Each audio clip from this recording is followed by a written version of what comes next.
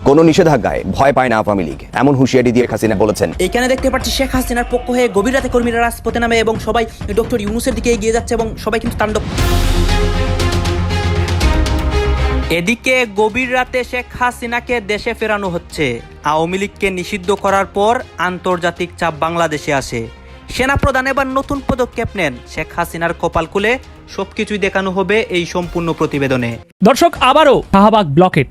আওয়ামী লীগ তো নিষিদ্ধের ঘোষণা এসে গিয়েছে, তাহলে আবারও কেন এই লোকজনেরা শাহবাগ ব্লকেট করতে গেল? আওয়ামী লীগের নেতা কর্মীদের হয়তো কারো কারো মন খারাপ হয়েছে, কিন্তু সবাই দেখলাম খুব উজ্জীবিত। সবাই শেখ হাসিনার দিকে তাকিয়ে আছেন। এই পরিস্থিতিতে কি সিদ্ধান্ত তিনি নেন, কি নির্দেশনা আসেন। কথাটা খুবই বাস্তব এবং সত্য কথা। আপনার কি বিশ্বাস হয় বিএনপি নিজেকে একটি ছোট্ট আওয়ামী লীগ ভাবে?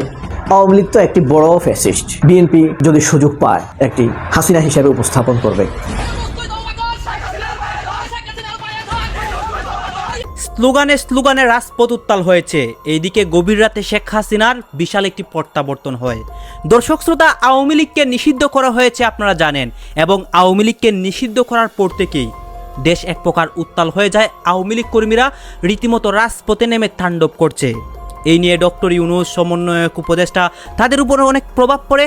এবং এইদিকে আমাদের দেশের সেনাপ্রধান তিনিও কিন্তু দেশটাকে স্বাভাবিক করতে নতুন একটি পদক্ষেপ নেন, এবং এই পদক্ষেপটি দেখে সারা বিশ্বের মানুষ অবাক হয়ে যায়।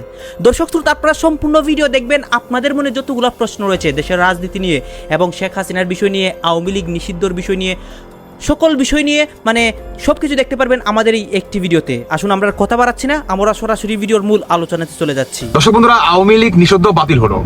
আচ্ছা, আওয়ামী লীগকে গতকালকে রাতে আপনার শাহবাগে যে আন্দোলন হয়, ঢাকা জুড়ে যে আন্দোলন হয়, সেই আন্দোলনকে কেন্দ্র করে একটা পর্যায়ে অন্তর্বর্তীকালীন সরকার বা উপদেশের একটা সিদ্ধান্ত নেয় যে আওয়ামী লীগকে বাদ করতে হবে, এবং সেখান থেকে সরকার 360 ডিগ্রি অ্যাঙ্গেলে আবার ইউটার্ন নিয়ে নেয় আওয়ামী লীগকে নিষিদ্ধ করার বিপক্ষে। এখন কথা হচ্ছে ভাই, তাহলে গতকালকে রাতে তাহলে কি হইলো বলেন তো? হ্যাঁ, যেখানে বাংলাদেশের বড় বড় গণমাধ্যমগুলা, যমুনা টিভি থেকে শুরু করে, এন টিভি থেকে শুরু করে আর আদার্স যে সমস্ত টিভি চ্যানেল আছে, সবাই একত্রে বলা বলি করতেছে যে অন্তর্বর্তীকালে সরকার আওয়ামী লীগকে নিষিদ্ধ করছে। কিন্তু ভাই বাস্তবতা ভিন্ন চিত্র।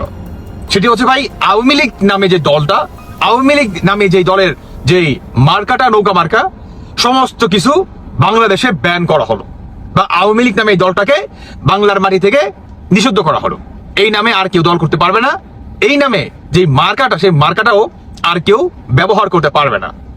কিন্তু ভাই বাস্তবতা হচ্ছে পুরাই টোটালি ভিন্ন চিত্র। মানে বাংলাদেশের মানুষকে গুগল বোঝানোর চেষ্টা, ওটা থেকে আপনার আওয়ামী লীগকে বা আওয়ামী লীগের কর্মীদেরকে জোর জবস্তি করে তাদের মাথার ভিতরে দেওয়া যে তোমাদের দল নিষিদ্ধ হয়ে গেছে, অতএব তোমাদের আওয়ামী লীগ ব্যতীত অন্য কোন দল তোমাদের বেছে নিতে হবে। হতে পারে এনসিপি, হতে পারে বিএনপি। আমার মনে হয় ভাই অনেকটা তাদের মাইন্ডসেট আপে এই ধরনের একটা চিন্তা ভাবনা চলতে পারে। না হলে এত বড় একটা ধোঁকাবাজি আমাদের বাংলাদেশের যে গণমাধ্যমগুলা তারা কেন করবে? সবার আগে বলি যে আমাদের বাংলাদেশে যে মনে করেন গতকালকে শাহবাগে সমন্বয়কারীরা যে আন্দোলনকে কেন্দ্র করে অন্তর্বর্তীকালীন সরকার যে স্টেপ নিছে, আপনার 3 দফা, এই 3 দফার ভিতরে আপনার আমি 1 দফার কথাই বলি। 2 দফা হচ্ছে আওয়ামী লীগের বিরুদ্ধে না, হ্যাঁ, একটা হচ্ছে আন্তর্জাতিক ট্রাইব্যুনাল, আরেকটা হচ্ছে আপনার আদার্স, আরেকটা হচ্ছে আওয়ামী লীগের যে কার্যক্রম, যেমন আপনার মিছিল, মিটিং, তারপর হচ্ছে আপনার এই যে মনে করেন হুট করে মনে করেন ছোটখাটো মনে করেন আপনার গুটিকা মিছিল নিয়ে বের হয়ে যাওয়া, তারপর হচ্ছে আপনার কি বলে জনগণের মাঝে গিয়ে আপনার ভোট চাওয়া বা তাদেরকে পুনরায় সাপোর্ট দেওয়া বা আদার্স যে সমস্ত কার্যক্রম, এগুলো বন্ধ রাখতে হবে যতক্ষণ না পর্যন্ত আন্তর্জাতিক ট্রাইব্যুনালে আপনার যারা নাকি বিশেষ করে টাকা লুটপাট করছে, দুর্নীতি করছে, খুনের সাথে জড়িত, গুমের সাথে জড়িত, তাদেরকে যে পর্যন্ত ট্রাইব্যুনালের মাধ্যমে বিচারের অধীনে না আনবে, সেই পর্যন্ত আওয়ামী লীগের সমস্ত কার্যক্রম নিষিদ্ধ করা হলো। এই হচ্ছে নিষিদ্ধ। ভাই এখানে আওয়ামী লীগকে নিষিদ্ধ করে নাই, কিন্তু ভাই গতকালকে আমি নিজে পর্যন্ত মনে করে অবাক হয়ে গেছি।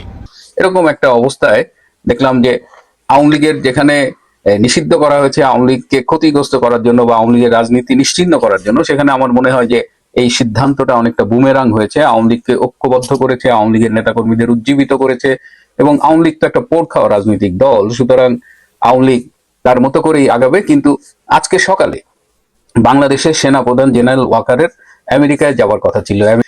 বেশ ডিমোরালাইজড হয়েছে, বিমর্ষ অবস্থায় তাকে দেখা গেছে। তিনি কি ভয় পাচ্ছেন কিনা, কারণ তার তো মানে ভয়ের কি আছে আমি জানি না, কারণ এই সব কিছুর সাথে সে তো জড়িত। এমন তো না যে তাকে অন্ধকারে রেখে বা তাকে পাশ কাটিয়ে কোনো সিদ্ধান্ত নেওয়া হয়। একদম 5ই অগস্টের যে পরিবর্তন, সে থেকে শুরু করে গতকাল আওয়ামী লীগের কার্যক্রম নিষিদ্ধ করা এ পর্যন্ত গৃহীত অধিকাংশ কার্যক্রমের সাথে জেনারেল ওয়াকার জড়িত, তার সম্মতি আছে। হ্যাঁ, সুতরাং তিনি গাইজ আপনারা তো দেখলেন এখানে কি কথা হচ্ছে, অনেকেই কিন্তু অনেক কথা বলতেছে, অনেকে আলোচনা করতেছে, অনেকে সমালোচনা করতেছে দেশের বিভিন্ন অবস্থা এবং দেশের বিভিন্ন পরিস্থিতি নিয়ে সবাই সবার মন্তব্য প্রকাশ করে এবং তাদের মন্তব্যগুলো দেখে আমরা অনেক কিছু বুঝতে পারি। দর্শক শ্রোতা, এখানে কিন্তু দেশের বিভিন্ন অবস্থা এবং দেশের বিভিন্ন পরিস্থিতি নিয়ে সবাই মন্তব্য প্রকাশ করতেছে এবং আওয়ামী লীগকে নিষিদ্ধ করার পর কী কী হচ্ছে দেশের মধ্যে এবং কে কী করতেছে এগুলো নিয়ে কিন্তু অনেকে অনেক মন্তব্য বা অনেকে অনেক কথা বলতেছে। দর্শক শ্রোতা, এতক্ষণ আপনাদেরকে আমরা যা কিছু দেখিয়েছি সব কিছু আমরা সোশ্যাল মিডিয়া থেকে সংগ্রহ করেছি, এখানে আমাদের নিজস্ব কোনো মন্তব্য নেই বা নিজস্ব কোনো সিদ্ধান্ত নেই। এইসব দেখে আপনাদের কি মনে হচ্ছে এইটা আপনারা অবশ্যই কমেন্ট বক্সে লিখে যাবেন এবং আপনাদের কাছে আমাদের একটা রিকোয়েস্ট থাকবে, আপনারা যদি আমাদের চ্যানেলে নতুন দর্শক থাকেন চ্যানেলটি সাবস্ক্রাইব করবেন এবং 500 টাকা বেল বাটনটি বাজাবেন যাতে করে নেক্সট ভিডিওটা সবার আগে আপনাদের কাছে পৌঁছায়। ধন্যবাদ।